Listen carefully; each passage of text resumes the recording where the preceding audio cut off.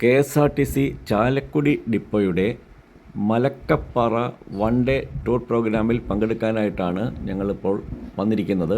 ഇത് ചാലക്കുടി ബസ് സ്റ്റാൻഡാണ്. ഇവിടെ നിന്ന് 7:30 ഞങ്ങളുടെ പ്രോഗ്രാം സ്റ്റാർട്ട് ചെയ്യുന്നത്. വണ്ടി വന്നിട്ടുണ്ട്. എല്ലാവരും വണ്ടിയിലേക്ക് ബോർഡിങ് നടത്തിക്കൊണ്ടിരിക്കുകയാണ്.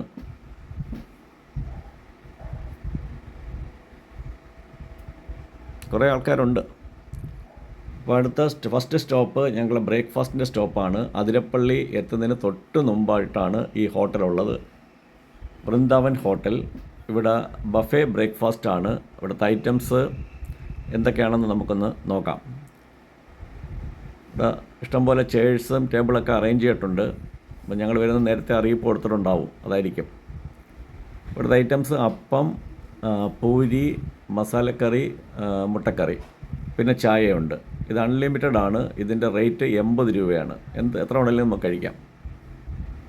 അപ്പോൾ ഞങ്ങൾ അടുത്ത സ്റ്റോപ്പിൽ എത്തിയിരിക്കുകയാണ്. അതിരപ്പള്ളി വെള്ളച്ചാട്ടത്തിൻ്റെ എൻട്രൻസ് പോയിൻറ്റിലാണ്. ഇവിടെ നിന്ന് ടിക്കറ്റ് എടുത്തിട്ട് വേണം അകത്തേക്ക് കിടക്കാൻ. ഇവിടെ എൻട്രി ഫീസ് ഉണ്ട്. എൻട്രി ഫീസ് ഈ പാക്കേജിൽ ഉള്ള റേറ്റ് അല്ല.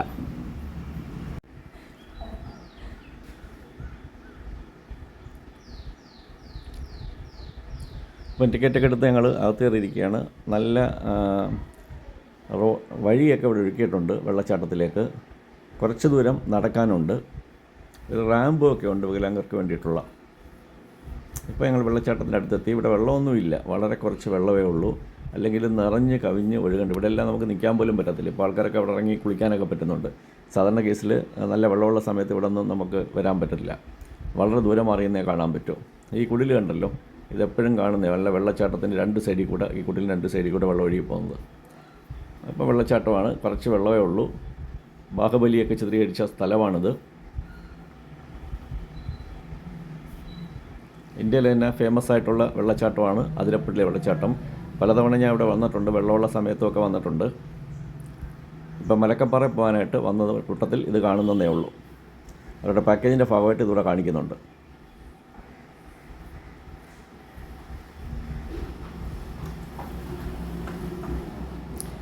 ഇത് ഞങ്ങൾ റോട്ടിൽ അകത്തുനിന്ന് ഞങ്ങൾ പുറത്തിറങ്ങി റോട്ടിൽ നിന്ന് കഴിഞ്ഞാൽ നമുക്ക് ഇതിൻ്റെ ഒരു ഫ്രണ്ട് വ്യൂ കിട്ടും. മറ്റേത് ഞങ്ങൾ മേളിൽ നിന്നുള്ള വ്യൂ ആണ് കിട്ടിയത്. ഇത് നേരെയുള്ളൊരു വ്യൂ നമുക്ക് കാണാൻ പറ്റും. ഇത് വെള്ളം ഇങ്ങനെ നിറഞ്ഞ് ഒഴുകുന്ന മഴക്കാലത്തൊക്കെ. ഇപ്പോൾ ഒരു ചാല് കണക്കാണ് ഒഴുകുന്നത്.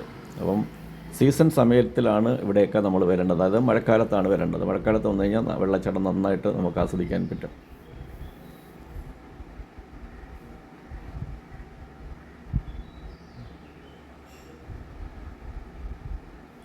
ഇതാണ് ചാപ്ര പാലം. ഇവിടെ ഒരു വെള്ളച്ചാട്ടമുണ്ട്. ആ വെള്ളച്ചാട്ടം അടുത്ത് നിന്ന് വീക്ഷിക്കുന്നതിന് വേണ്ടിയിട്ടാണ് ഈ പാലം പണിഞ്ഞിരിക്കുന്നത്. ടൂറിസത്തിൻ്റെ വകയായിട്ടുള്ള പാലമാണ്.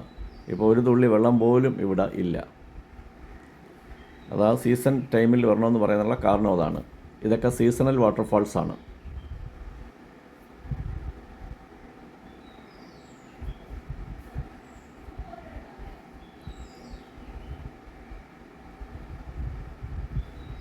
ഇവിടെ നിന്നാൽ ആ വെള്ളച്ചാട്ടത്തിൻ്റെ പാറയാണ്. ആ പാറയിൽ കൂടെ വെള്ളം ഒഴുകി വരുന്നത്.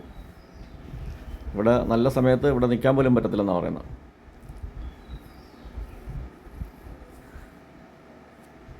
അത്രയ്ക്കും വെള്ളമായിരിക്കും. വളരെ ദൂരം മാറിയെന്ന് നമുക്ക് കാണാൻ പറ്റും. ഇതിൻ്റെ അടുത്തൊന്നും നമുക്ക് വരാനേ പോലും പറ്റത്തില്ല. നനഞ്ഞ് കുളിച്ചു പോവും വെള്ളമുള്ള സമയത്ത്. അടുത്ത് ഞങ്ങൾ വാഴച്ചാൽ എത്തിയിരിക്കുകയാണ്. ഇത് പക്ഷേ സീസണൽ വാട്ടർഫാൾസ് അല്ല. ഇത് എല്ലാ സമയത്തും വെള്ളമുള്ളൊരു വെള്ളച്ചാട്ടമാണ് വാഴച്ചാൽ വെള്ളച്ചാട്ടം. പക്ഷേ ഇവിടെ ഒന്നും നമുക്ക് വാഴച്ചാൽ വെള്ളച്ചാട്ടത്തിൽ കുളിക്കാനേ പറ്റത്തില്ല. അതിരപ്പള്ളിയിലൊക്കെയാണ് താഴേക്ക് ഇറങ്ങി നമുക്ക് കുളിക്കാൻ പറ്റും. ഇവിടെ അങ്ങനെ ഭയങ്കര ഡേഞ്ചറസ് ആയിട്ടുള്ള ഒരു വെള്ളച്ചാട്ടമാണ് വാഴച്ചാൽ വെള്ളച്ചാട്ടം.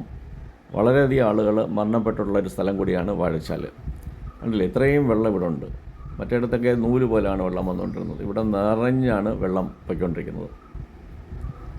അപ്പോൾ ഏത് സമയത്തും വെള്ളമുള്ളൊരു വെള്ളച്ചാട്ടമാണ് വാഴച്ചാൽ വെള്ളച്ചാട്ടം.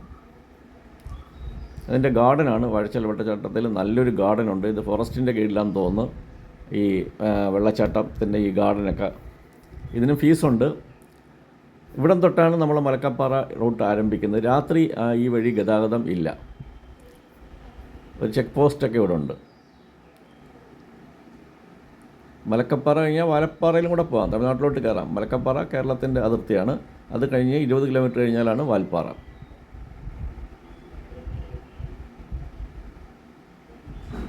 കണ്ടാസ്വദിക്കാം, ഫോട്ടോ എടുക്കാം, അത്രയേ ഉള്ളൂ. അല്ല കുളിച്ചാസ്വദിക്കാനായിട്ടുള്ള സൗകര്യം ഇവിടെ ഇല്ല.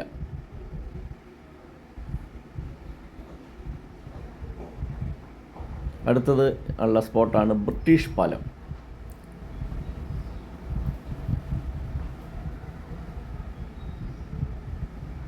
ഈ കാണുന്നതാണ് ബ്രിട്ടീഷ് പാലം. ബ്രിട്ടീഷുകാർ അടിപ്പിച്ച ഒരു പാലമാണെന്നാണ് പറയുന്നത്. ഒരു സമയത്ത് ഒരു വണ്ടിക്ക് മാത്രമേ ഇതിലെ കൂടെ കടന്നു പോകാൻ പറ്റൂ. ഞങ്ങൾ റിവേഴ്സ് എടുത്ത് കൊടുക്കുകയാണ് ഓപ്പോസിറ്റ് വരുന്ന വണ്ടിക്ക് വേണ്ടിയിട്ട്.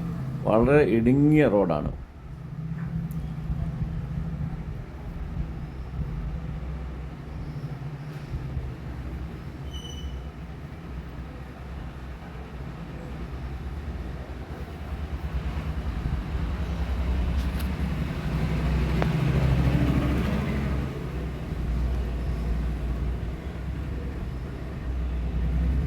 അടുത്തത് ഷോളയാർ ഡാമിൻ്റെ വാൽവ് ഹൗസാണ്.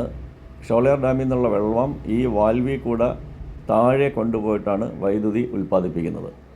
ഇത് പെൻസ്റ്റോക്ക് പൈപ്പ് എന്ന് പറയും. നേരത്തെ കണ്ടത് വാൽവ് ഹൗസ്.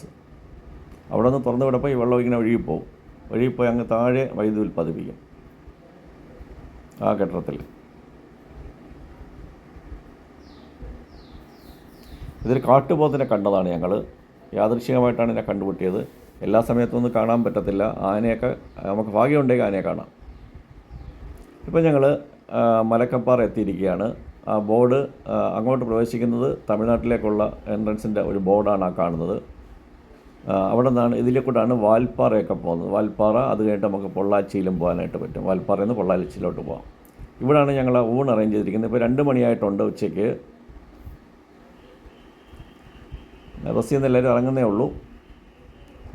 ആ കാണുന്ന 2 നില കെട്ടിടത്തിൽ അവിടെ മേളിലാണ് ഞങ്ങൾക്ക് ഭക്ഷണം ഒരുക്കിയിരിക്കുന്നത്. ഈ ഭക്ഷണം പാക്കേജിൻ്റെ ഭാഗമല്ല, നമ്മൾ കഴിക്കണം. ഒരു ഊണിന് 80 രൂപയാണ്, പൊരിച്ച മീനിന് 70 രൂപ.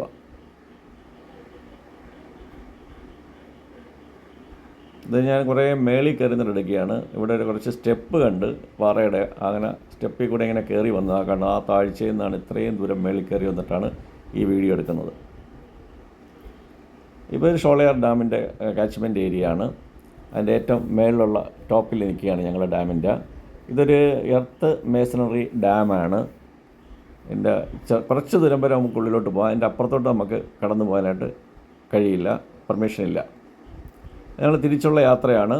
എല്ലാം കണ്ടു കഴിഞ്ഞു, തിരിച്ചു വന്നുകൊണ്ടിരിക്കുകയാണ്. ഡ്രൈവറുടെ ഡ്രൈവിംഗ് സ്കിൽ കാണിക്കാൻ വേണ്ടിയിട്ടാണ് ഞാൻ ഈ വീഡിയോ എടുത്തിരിക്കുന്നത്. അസാധ്യമായ ഡ്രൈവിംഗാണ്. നല്ല ഒരു വളച്ചെടുക്കുന്നേ കണ്ടില്ലേ പുള്ളി. വണ്ടി അവിടെ മരത്തിലൊന്നും തട്ടാതെ ഒറ്റ വളവിലാണ് എടുക്കുന്നത്. കണ്ടില്ലേ, ഇതിലൊക്കെ വലിയ ബെൻഡാണ്. നമ്മൾ കൊല്ലി ഹിൽസിനേക്കാളുമൊക്കെ ഭയങ്കര ഡേഞ്ചറസ് ആയിട്ടുള്ള വളവ് തന്നെയാണിത് എനിക്ക് തോന്നുന്നത്. ഫ്രണ്ടിൽ ഇരിക്കുന്നതുകൊണ്ടാണ് ഇത് കറക്റ്റ് മനസ്സിലാക്കാനായിട്ട് പറ്റും. ബാക്കിൽ ഇരിക്കുന്നവർക്ക് ഇതിൻ്റെ ഭീകരാവസ്ഥ മനസ്സിലാവത്തില്ല. നമ്മുടെ ഡ്രൈവർ നല്ല അസാധ്യ ഡ്രൈവിംഗാണ് പുള്ളിയുടെ. അപ്പോൾ ഞങ്ങൾ വാഴച്ചാൽ വീണ്ടും എത്തിയിരിക്കുകയാണ്. ഇവിടെ ടീയും സ്നാക്സൊക്കെ ഓർഡർ ചെയ്തിട്ടാണ് പോയത്. അപ്പോൾ ഇവിടെ ചായ കുടിക്കാനായിട്ട് നിർത്തിയിരിക്കുകയാണ്. പഴംപൊഴിയും ചായ അല്ലെങ്കിൽ വട ചായ, അതൊക്കെ നമ്മുടെ പാക്കേജിൻ്റെ ഭാഗമല്ല, നമ്മൾ കൊടുക്കണം പൈസ. ഇപ്പോൾ ഞങ്ങൾ ചാലക്കുടി ടൗണിലെത്തിയിരിക്കുകയാണ്. ഞങ്ങളെ യാത്ര ഏകദേശം അവസാനിക്കാറായി.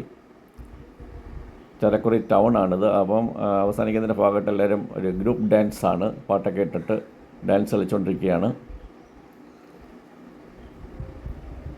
അങ്ങനെ ഒരു യാത്ര കൂടി അവസാനിക്കാറായി.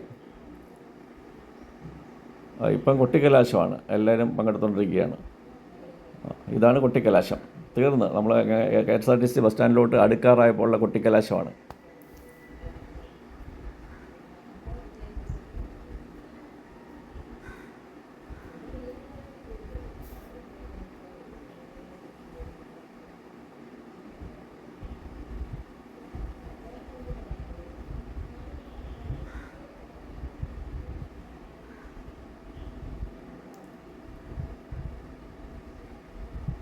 ഞങ്ങൾ ബസ് സ്റ്റാൻഡിൽ എത്തിക്കഴിഞ്ഞു. ഇപ്പം വിട പറയുന്ന രംഗങ്ങളാണ്.